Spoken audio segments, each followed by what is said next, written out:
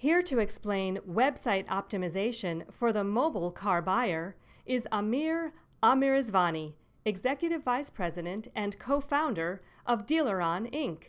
Please give him a warm welcome. Hi, my name is Amir Amirizvani, and I'm the co-founder of Dealeron. We're a website development company and digital ad agency, and today I'm going to speak to you about website optimization specifically for the mobile car buyer. In this presentation, my goal is to drive three main points home with you. First is that I'd like to prove to you that optimizing your mobile experience is more important than desktop. The second thing I'd like to drive home is that phone calls are more valuable than web leads. And finally, in this highly competitive, fast-moving environment, the only way to succeed today is to master both of these. I'm also going to send you home with at least 3 takeaways that you can take to your dealership and start implementing immediately. And when we talk about mobile, I think it's really important to reference this famous eMarketer study conducted in 2005. This was the moment when consumers began using mobile devices to browse the internet more often than using desktop. What this study doesn't show, however, which I think is very important to those of us in this room, is what device are consumers using today to research large ticket items like a house or a home. Well, in 2017, according to data that we have across 2,000 dealer websites all across America, we found that consumers started using their mobile devices to buy cars in just 2017. That was the time when the big shift took place in car buying. So 2017 would be considered the year of mobile. The problem with that strategy is if 2017 is the year of mobile, then getting ready for that shift to take place is going to be a very difficult process. So we really have to optimize starting immediately. So one of the things to keep in mind is when looking at the mobile customer is trying to decipher when people are using their desktops versus when they're using their mobile devices, and be able to create an optimization strategy that can tailor to the individual device type. So for example, we've identified that people are on their desktop devices typically during business hours, early in the morning and at lunch, and then desktop usage starts to spike late at night. And mobile usage is very steady throughout the day and then drops at nighttime. So one of the things that we recommend is having 2 distinct strategies depending upon the device type that's being used when someone's on your website. So when somebody is on your desktop site, the primary conversion goal should be a web lead. When someone is on your mobile site, the primary conversion goal should be a phone call. And one of the things to understand about the way consumers are using their mobile devices, it's practically become an extension of our arm. It's the first thing we look at in the morning when we wake up. We're checking it all throughout the day, multiple times, checking email, checking social media, checking our CRM, and it's the last thing we look at when we go to bed at night. This is happening 150 times per day, and the activity is in short, frequent bursts of activity, 2 minutes at a time, 3 minutes at a time.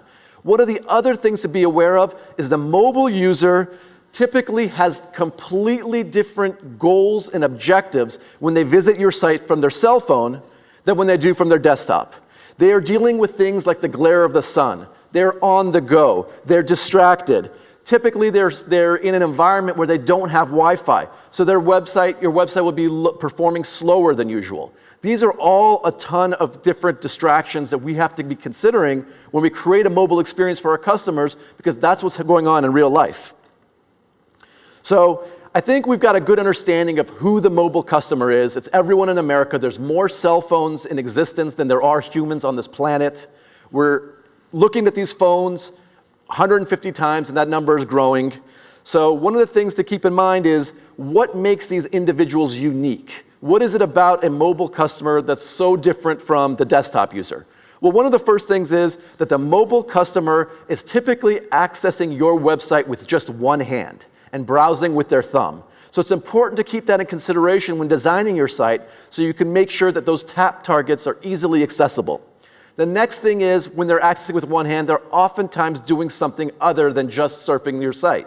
They may be cooking breakfast. They may be changing their kid's diaper. So they're highly distracted, and we've got to make sure that we don't do anything to force them to have to think or anything that is confusing on the website. Also, one of the things about the mobile customer is that they have a very heightened sense of expectations of what your site can and cannot do. Thanks to our friends at Facebook and Instagram and Yelp, people that have created these phenomenal, highly personalized, intelligent mobile sites, consumers now have been trained to have the same type of expectations from your dealership's website. So they expect you to know exactly where they're located, and when you hit directions, it should give them turn-by-turn directions directly to your dealership. They expect the site to be fast, load quickly, and never make them think. So now that we know about who the mobile customer is, what their challenges are, what their objectives are, let's look at the mobile landscape as it exists today. Let's take a minute and observe and analyze some of the mobile websites available to car dealerships today in America. Well, one of the things that everyone in this room shares in common right now is that your mobile site, let's just face it, pretty much stinks. And it's not your fault. You are in an environment where you only have a certain number of providers to choose from, and these providers have just begun in the last 2 years to really develop a mobile experience that's tailored for this growing segment of the market. Now, the good thing is that you are in this session, and now you recognize that you have a website that is suboptimal. I'm going to give you some tips, I'm going to give you some techniques, some things you can do right away without having to change providers that will make your mobile website much better. So one of the ways that you can improve your mobile experience, actually, the only way you can improve your mobile experience is through consistent and ongoing testing. I'm talking about A/B split testing and user testing. That is the only way to be able to scientifically improve the experience of your mobile customers or your desktop customers. And what I'm really proud of is we have been the pioneers when it came to automotive testing for the last couple of years. We've conducted over 350 tests, and we are now starting to focus all of our tests on mobile. And what I'm going to share with you are techniques and strategies that have been tested that we know are effective, but I still encourage you to test them yourself before you implement them on your website. Now, when I talk about A/B testing, I'll give you an example of exactly what that is. It's a little piece of software that you can get for free or at a very low cost that you add a snippet of code to your website. And what the software will do for you is it will send 50% of your traffic to your mobile site the way it exists today. And then 50% of your traffic will see a slight variation of your mobile website today. So if we're talking about your home page, you might change a call to action. You might move a form from the left to the right. You're going to make some variation that you believe will outperform the way your website looks today. And then after a couple of weeks, once enough traffic has come to your website and we've been able to analyze what their behavior was like and what the conversion rates were like, the software will then communicate to you which variation performed best, and then you can take that information to your website provider and have them update and modify your site for you. And that is really the only way and the most effective way to improve your mobile experience. Now, we have conducted a number of these tests, and I'm going to share with you some of those outcomes so you can get some inspiration on what you can test yourself. One of the things that we hear over and over in our industry and out in the world of digital marketing is that mobile just does not convert. And there's a lot of studies out there that show that people are beginning their research process on a mobile device, but for whatever reason, when they get to the shopping cart, they're not checking out on the mobile device. What you can see here is a study done by Conversion XL that shows on desktop, over 30% of the time when someone puts something in their shopping cart, they actually check out and complete the transaction. But this number drops dramatically on mobile. So just because the data out there shares with us the fact that people are not converting on mobile, I strongly believe that the main reason they're not converting is because the websites out there are poorly designed and they're not optimized for the mobile customer. Another reason why conversion rates on mobile are very low is that mobile optimization is just plain hard. It's difficult to do. We're dealing with a very limited screen size. We're dealing with people that only have 2, maybe 3 years of expertise designing and optimizing for mobile. We're dealing with slow-loading websites and network latency, which makes the mobile experience, slow and ineffective. And that's something we're going to have to continue to work on and continue to optimize year after year. The other thing that we need to get out of the mindset of doing is, for the longest time, when we've talked about digital marketing, we've talked about analytics, we've looked at certain conversion metrics. We've looked at things of percentage of traffic that comes from organic search. We've looked at bounce rate. We've looked at the percentage of traffic that comes to your website and lands on a VDP. And we've narrowed all of these different metrics into certain different numbers or percentages. Well, we can't do that anymore. We can't use one percentage to be able to determine the performance of our website. We're going to have to, from this day moving forward, always look at our website from two different lenses. One is, this is my performance of my website on desktop. This is the performance of my website on mobile. This is my bounce rate on desktop. This is my bounce rate on mobile. And those numbers should be completely different, because we are catering to two completely different consumers in two completely different environments. So when we're looking at our desktop analytics, we want to look for form submissions as being our primary conversion goal.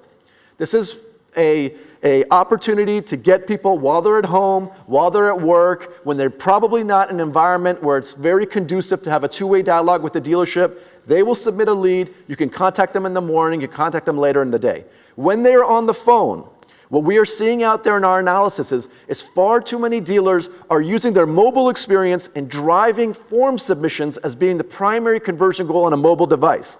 That is not the path of least resistance for a mobile user. On a mobile device, your primary conversion goal should always be a phone call. So, what is it that makes the conversion rates difficult to measure and difficult to optimize for on mobile? Well, one of the main reasons is that the act of shopping and comparing, which is a precursor to conversion, is very difficult to do on limited screen size. And you have to toggle between pages, and it's just not conducive for research and comparing your mobile devices. So people might do the research and comparing at home on their desktop, and then use their mobile phone to call you and set up an appointment. So that's one very important thing to keep in mind when looking at your analytics on your mobile site and your conversion site, that you make sure that you're properly tracking those two very different conversion goals. One of the things that I look at a lot when trying to figure out what the future of mobile is going to be is some of Adobe's research. They spend a lot of money on researching mobile, and this was a quote that I recently read that I wanted to share with you because I thought it was pretty telling of where the industry is heading. Adobe says that a streamlined conversion process should take place within 3 touch events. And what that means is within 3 taps of your thumb, you should be able to either call a dealership or submit them your contact information. And the mobile site of the future will be down to 2 touch events. And one of the best examples what the mobile sites of the future we're going to look like is going to be Amazon's one-click ordering, where you can actually buy a product and have it shipped to your house with just 1 click. So in preparation for this presentation, I spent a lot of time looking at all the usability problems as many dealership websites as I can. I looked at all different markets, all different brands, all different platforms. And I saw the same 6 or 7 problems showing up every time we did an analysis. And I won't spend time going on each and every one of these, but some of the ones that I saw that were easily correctable, one was the confusing terminology. Now, I understand we're optimizing for a device or screen real estate that's very limited in room and space. But one of the most important things you want to consider is make sure that when you have navigation on your mobile site, that you are not using any confusing terminology. Now, a lot of us in the dealership are accustomed to certain words that we use. It's part of our vernacular. It's very common for us to use acronyms like CPO. And I understand certified pre-owned is a large word to display on a mobile site, but your customers won't know what terminology like CPO means on your mobile site. Also, a lot of times we have icons that might be confusing. You might have 4 different lines next to one another. Many people may not know that's a menu. An hourglass, they may not know that that means search. So make sure if you're going to use any iconography that you label those terms, and it will help your mobile consumers not have to think.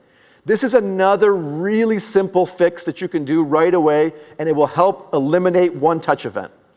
On your mobile forms, when you are asking someone to input any sort of numerical information, whether it's a phone number or a zip code, it is very easy for the website provider to automatically display numeric numbers on your keypad when you're getting ready to enter anything like a phone number or a zip code, to save the user one additional touch event to have to switch to an alphabetic keypad.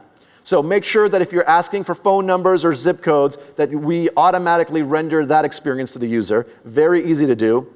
The other big thing is, on a mobile device, much different than a desktop, be very disciplined with how you use any sort of movement. Movement can be extremely distracting to users, and I know a lot of us on our desktop sites like to have these rotating homepage banners. That practice may be okay for desktop, but it does not translate very well into mobile. So if you can, on your mobile sites, show 1 or 2 images and let the consumer rotate through the rest. So going back to talking about some of the confusing terminology, these are some of the examples of what I was talking about. If you look, some of these main navigation areas are represented by just one simple symbol. And if the most important conversion goal you have for your mobile site is a phone call, we want to allocate the most important, most valuable real estate we have to making that phone call. And we want to be able to associate a call to action with it. Another big problem that I'm seeing on far too many websites is that the primary call to action from the homepage is free-form search.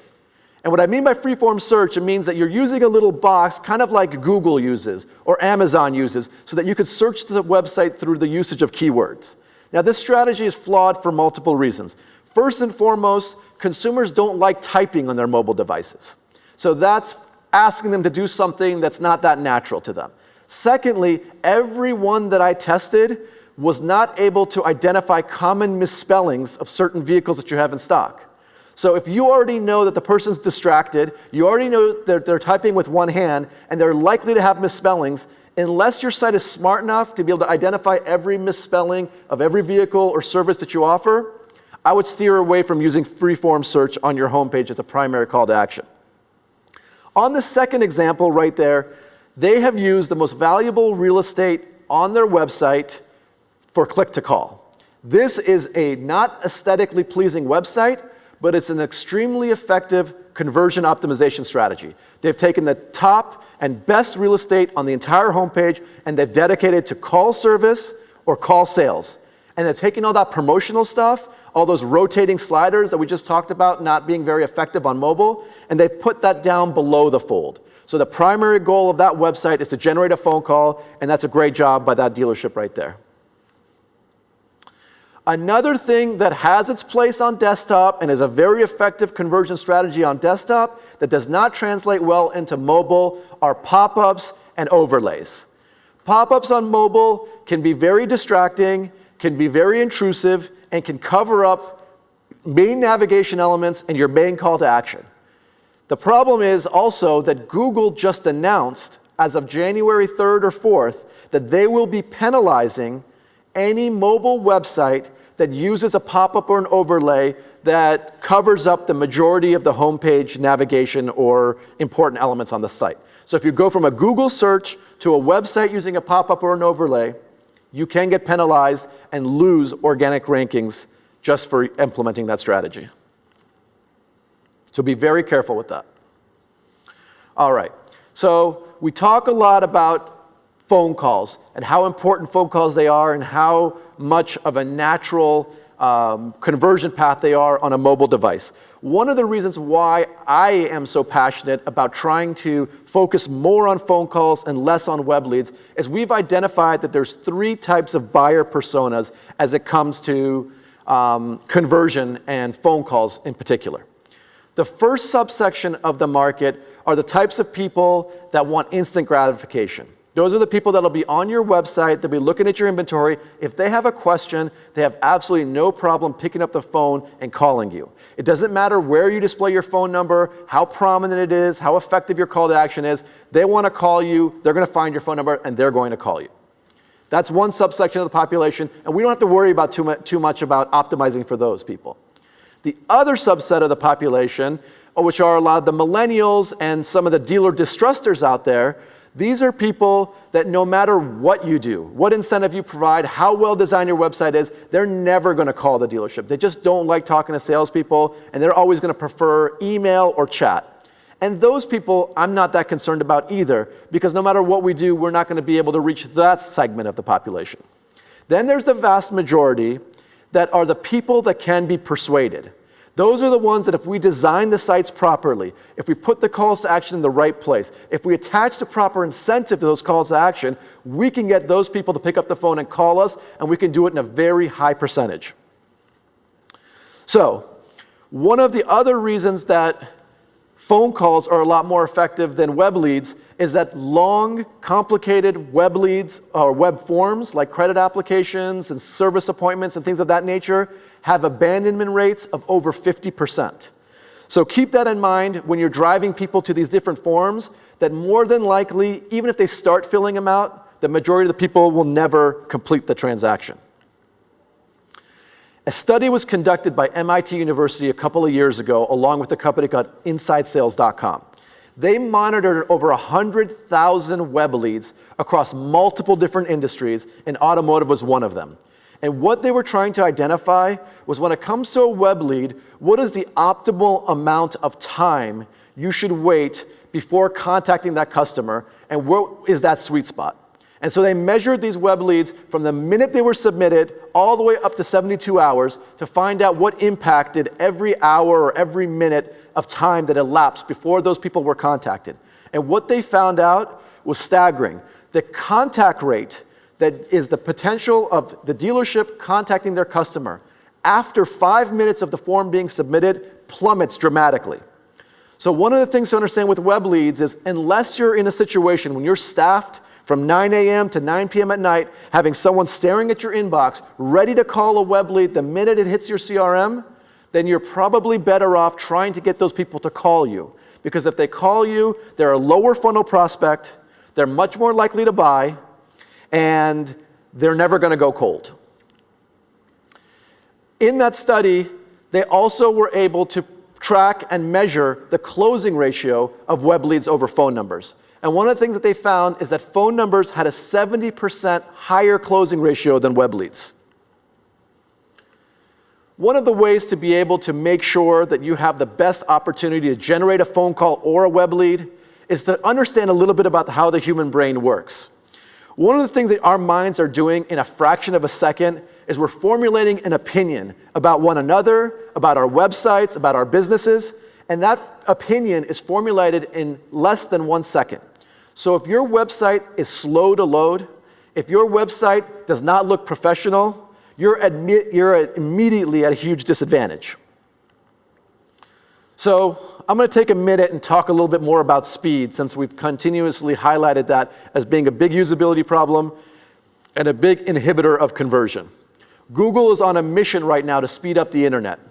Every additional half a second that it takes for your web page to load is costing you about 20% conversion across all industries, according to Google.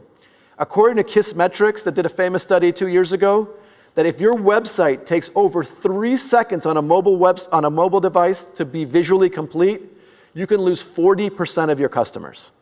So just the next time you're on your own mobile website, be sure and time how long it takes for your site to be visually complete. And if it's taking over 3 or 4 seconds, you really need to work on optimizing that site for speed. There are some great tools out there. Google has a free tool called Page Speed Insights.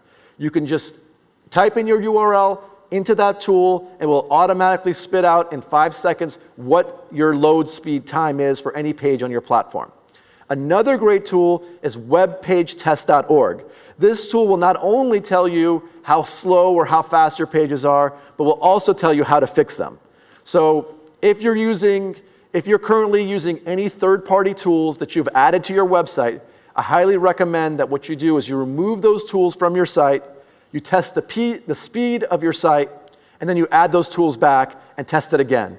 And that way you can measure what impact third-party tools are having to slowing down your website. And we've done this test numerous times, And typically, you can just call that third-party trade-in tool or chat company and ask them to optimize their code, and they can do that very easily and give it back to you, and you can go back to using the tools that you were using. There's a blog that I follow, two very smart conversion scientists called Brian Massey and Joel Harvey. They came up with this framework. I really liked it. I thought it's easy to understand, it's easy to remember, and I want to share it with you. And it's a framework that you want to use every time you're about to redesign your website, create a landing page, or update any content in your website. Always keep in mind these 4 things. In order to create as much conversion as possible, you want to make sure that you always have alignment between all your devices and between your offline marketing and your online marketing. And all I mean by alignment is whatever promise you're making in your advertising, that promise is carried through on wherever you're driving those consumers. And as long as that process is cohesive and it's consistent and you have alignment, you're going to build trust and you're going to have a much greater chance of converting that customer than when you promise one thing in your ad and they arrive at the website and none of those things that got them to click are immediately apparent on the website and they have to go digging for it. The next thing is emotion. Emotion is a very powerful psychological trigger. And you can create emotion in consumers relatively easy using some certain type of words. You can use certain images. You can use videos. All these things help generate emotion. And when it comes to mobile, any strategy that you employ is magnified 10 times because of the size of the real estate that you're using. The other thing that's highly critical is clarity. It's very easy to overclutter a mobile website. It's very easy to lose visual hierarchy. So you want to make sure that your mobile site is very quick and easy to use and there isn't too much clutter. And then the most important thing when it comes to your calls to action is make sure that you're always communicating the value that you're going to provide to the consumer in the call to action itself. And I'm going to show you some good examples of how to do that. Alignment is what I want to talk about first, and I think it's probably the most important. I did a couple of quick examples to try to find sites that had good alignment, and I had a hard time coming up with them. But some of the ones that I want to show you here, this first one is a service landing page. On the service landing page, it says service hours and directions in the headline. However, there's no service hours on the landing page, there's no directions, there's no call to action. That right there was completely misalignment. The other one, it was a free-form search box that I typed in used Toyota Camry. It brought me to an incentives and rebates page for new Toyota Camrys. So that was not the experience that I was looking for. And the last one is basically a page on a mobile site that rendered me the desktop variation of the site. So that was completely impossible for me to even determine what that page was all about. So those are really some of the most common ways where we are misaligned with our customers and their expectations. Here was one good example of alignment I found. I was searching on a PPC for a BMW dealership, and I looked for a 2 Series. An ad came up that offered me a 2016 BMW 2 Series. In the ad, it mentions inventory, it mentions pricing. When I clicked on the ad, I was brought to a landing page. On the landing page, it's specific about the BMW 2 Series. There's pricing information on it. There's 2 calls to action. There's a link to inventory, and it tells me at first glance exactly how many they have in stock. That was a landing page that has a high probability of converting customers and has a very good alignment built in.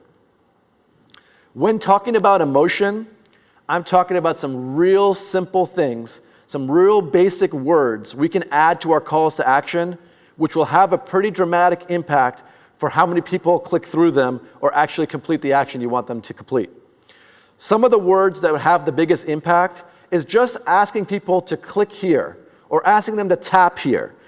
Even by adding the word now, you see a lift in the amount of people that actually complete that action. So if you want more people to click on your inventory or you want them to click more on your specials, put the words click here now on your call to action on your mobile sites, and you'll see more people clicking through and going to the pages you want them to go. Or even more importantly, put call us now and then display your phone number. And just adding those 2 or 3 words that nobody is doing will help lift your phone calls by a significant percentage. Here's another example of how these words can have a big impact. and what other words you can be using on all your calls to action and all the navigation elements on your website. We wanted to increase the number of coupon redemptions for a specific client. The call to action they were using was get a voucher. Not a bad call to action, but it did not use a lot of the emotion-generating action words that we were just referring to. So one of the things that we know is that the word free always resonates with customers. It always has at the beginning of time, it always will. So if you can implement the word free into your call to action, you're always going to get a positive response. So we wanted to test whether that was the case or not on a discount voucher. So we tested get a free voucher, and we saw an immediate uptick in leads. We then said we always know that personalizing offers has a big advantage as well. So using the word your or you is always a good tool or a good psychological trigger to add to calls to action. So we tested get your call to action or get your voucher. And that also had a lift. But when we took all of our action words and psychological triggers and we put them together on one call to action, we had the highest lift, actually a 55% lift in click-throughs over the original variation that we were testing against. And we put get your free voucher, and that had the biggest lift and the biggest impact. So think about all the areas on your page, all the calls to action that you have. What additional terms can you use on your calls to action to make them more descriptive, to make them more powerful, and to elicit a greater sense of urgency and emotion? Other examples, we talked a lot about icons and what were good uses of icons, what were poor uses of icons. These are the ones that I think could do a lot better job.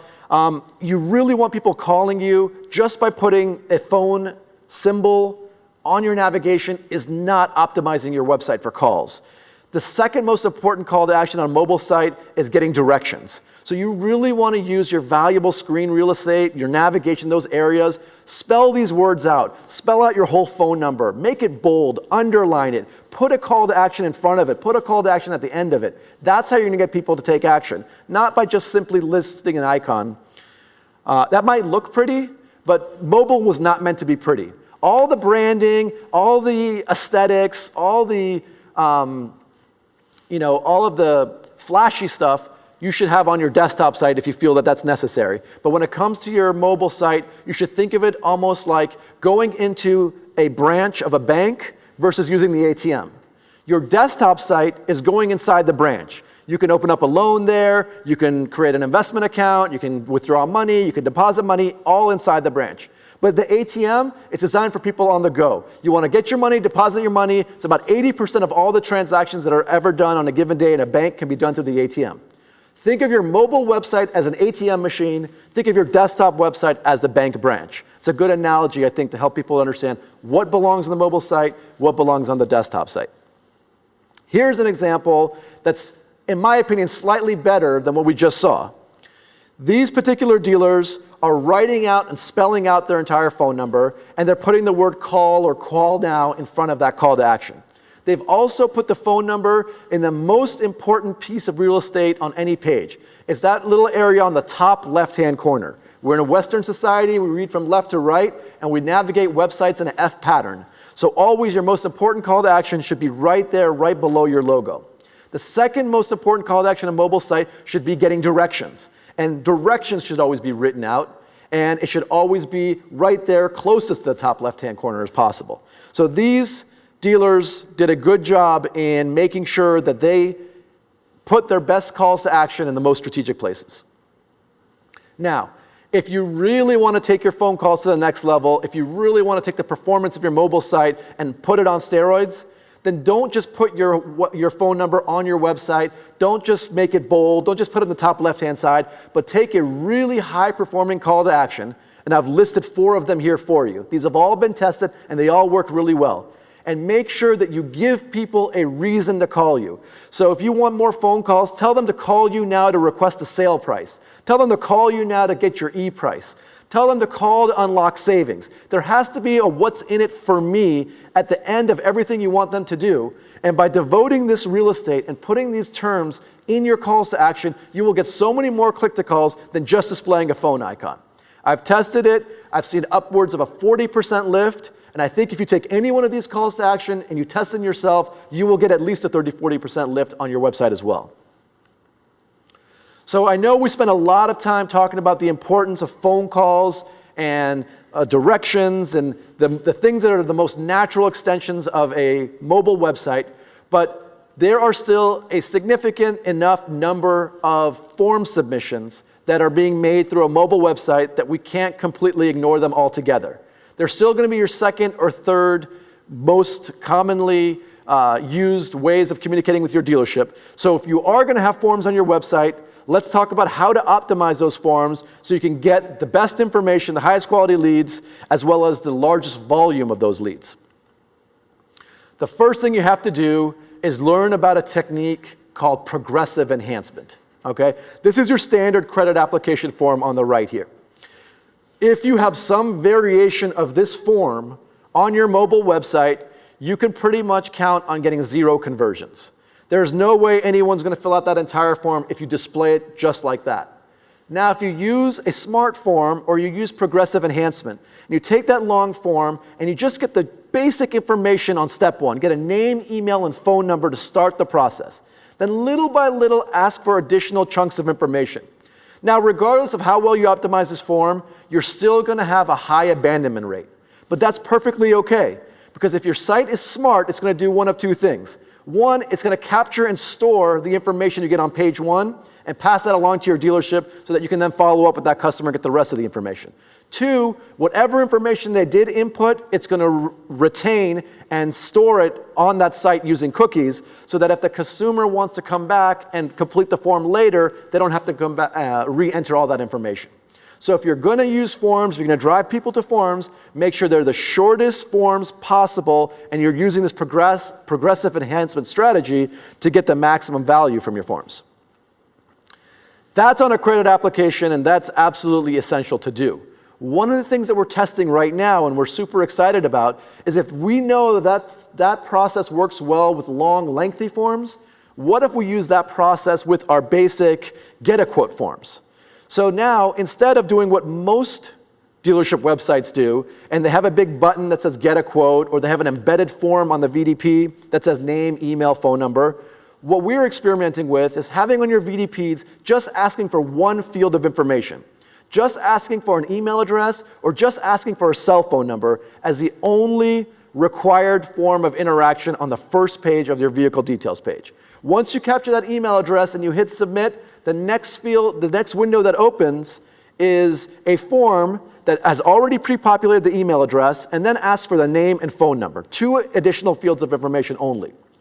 What studies have shown is if you can get the person into the conversion funnel, so to speak, if you can get them to start filling out a form by giving you one bit of information, the likelihood of them giving you the rest is increased dramatically. In addition, for the ones who do abandon your form because you're asking for additional information, you've already generated an email address and you have a method of following up with them. So we believe that this progressive enhancement technique will be the standard of mobile sites moving forward. One other big discussion point is that we know that 81% of all consumers use their mobile phones to access product reviews. I know that I talked a lot about the way people are distracted and that they don't spend a lot of time reading on their mobile phones and they don't have a lot of energy to sit there and research and compare. But one action that they will time and time again do on their mobile phones is read product reviews. So we believe that there is a good utilization for having your product reviews or your dealership reviews on your mobile website. Now, one of the ways we've been able to lift conversions significantly on desktop is by putting product reviews right next to our calls to action on the desktop VDPs, something like what I'm showing you here. One of the things that we're testing right now is taking a similar implementation and injecting those reviews on the mobile sites and seeing what impact they have. And as we generate more data and as we do more tests, I'll be able to share with you the results of that data. But if you're looking for ideas of things to test when you go back to your dealership, this would be one I highly encourage you to look at. Okay, now that we're in talking about reviews, it's really important to realize that people are using their iOS and Android devices to find directions to your dealership. All right, now the problem with that is that when they click on directions to your dealership, if they're using an Android device, If you did a great job on your mobile site, you had the car they're looking for, you converted them into a showroom visit, but they click on directions, they're immediately going to see how many reviews you have on Google. And if they were planning on coming to your dealership and you have 50 one-star reviews, they could quite possibly decide not to come to your dealership. So you do have to focus, because there's a lot more people getting directions to your dealership now, on making sure that your Google reviews are positive. The same thing is true about Yelp. Yelp powers Apple Maps. So anytime someone's on an Apple device or an iOS device and they're trying to get directions to your dealership, your Yelp reviews will show up. And if they're negative, it could deter people from coming to your dealership. All right. So I'm now going to share with you 5 do's and 5 don'ts. These are things that I believe are very actionable and things that you can take to your dealership and implement immediately, and you will see a lift starting as soon as 30 days. Okay, the first thing that you want to do is not just test these different strategies that we talked about, but you want to constantly be testing your mobile website to make sure that it's fully optimized for every device type and every browser type. This can be tedious and a consuming task, but there's free tools out there, such as BrowserStack, that you can go to and enter your URL once a month, and it will tell you exactly what your website looks like on every device, on every browser, and you can constantly keep your website provider honest and make sure the site is performing the way it should be. So always be testing your website. The next most important thing is change the metrics and the goals that you're using to measure your sites from. You have to have completely different goals for your desktop than you do for your mobile device. For your desktop, you want to measure your number of form submissions as your primary conversion goal. On the mobile device, you want to use phone calls, and that's going to completely change the way you advertise and completely change the way that you measure your different advertising sources. The other great technique that we haven't talked too much about, but it's definitely worth exploring, is the use of sticky navigation and sticky footers. And all that is, it's a piece of navigation that's on top of your website or below your website that follows you everywhere you go on the site. It's non-obtrusive, but very effective to constantly keep top of mind your main call to action. If you're going to use a sticky navigation, what's the main call to action you want to use on your website? Phone calls. So put your click to call in the sticky nav or sticky footer, and you will have much more phone calls at the end of each day. Now, what are the most common mistakes you want to avoid? First and foremost, you don't want to take every single offer, every single page, every bit of functionality that you have on your desktop site and try to cram that all into your mobile site. Think of that bank analogy and only put the most important features, most important functionality. You want to appeal to about 80% of your visitors on your mobile site and make it fast and make it, don't worry about making it aesthetically pleasing as long as it's professional, and just make sure that you get people to what they want to get. And the most important thing is don't make them think. Finally, be real careful with those big banners and using too much screen real estate for promotional stuff, and don't use movement. And make it easy for people to contact you, and be very careful of the size of the print, the size of the text, and the size of the buttons that you use for calls to action, because if they're too small, it's going to be difficult for people to navigate with one hand. Most important things, make sure your mobile site is fast, no more than 3 seconds to load until it's visually complete, or you will lose 40% of your users. Make those calls to action big, obvious, and have them accessible on every page of the platform. If you know where that person is located, if you know that they're going to be inputting numbers, do everything you can do to make it easier for them to utilize your website, easier for them to find you, easier for them to contact you, and to complete forms on the site. And then simplify your forms. You should not need more than name, email, or phone number to get in touch with that customer. You don't need to ask them anything unnecessary or over and beyond that. And then be real careful with pop-ups, be real careful with overlays. Google's new guidelines could penalize you and cost you some very expensive, valuable traffic on your website. That's my presentation, and thank you so much for your time.